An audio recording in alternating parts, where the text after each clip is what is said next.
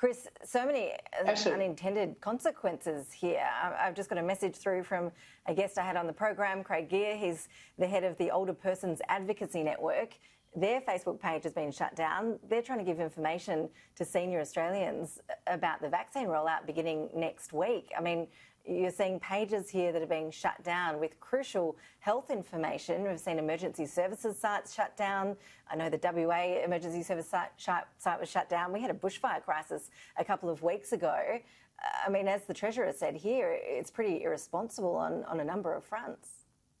Yes, well, the Treasurer said it was heavy-handed. I'd go much further. I'd say it's just totally irresponsible and professionally irresponsible. Now, normally in the technology industry or online, if a service is going to change the conditions, for example, if a cloud service is going to discontinue, they give you months of notice to get your files off that system.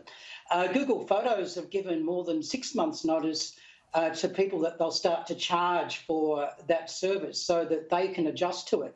Now, I don't think I can remember any situation where a service of the scope of Facebook that has on it emergency services, all those vital services that you've mentioned, has given zero notice and just announced that they're doing this and do it.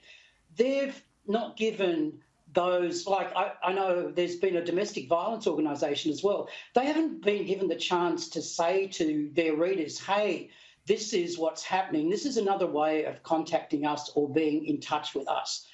And that's why I think it's totally irresponsible.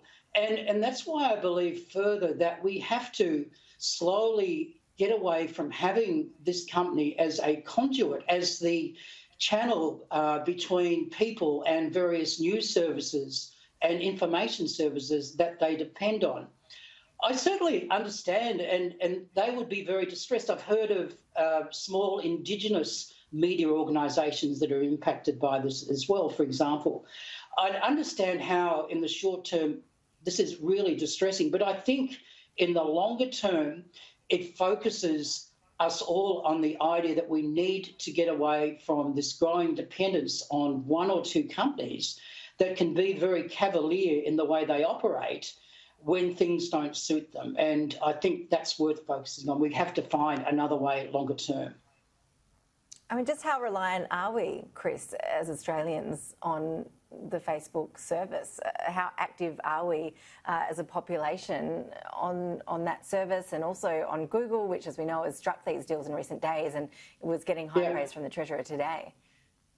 Well, we are. I think this is focused exactly on that issue. You can't just analyse it in terms of the numbers of people on Facebook.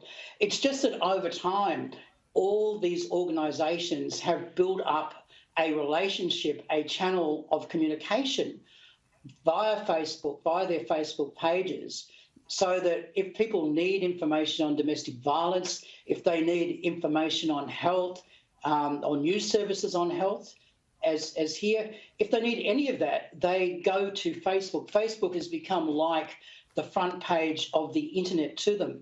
And it's just unhealthy. Even if Facebook acted with more, acted better, we'd still have this situation where we have this one organisation in such an incredibly vital position. And that's where the dependency that you talk about lies. And that's why I think we have to look about rechanneling that.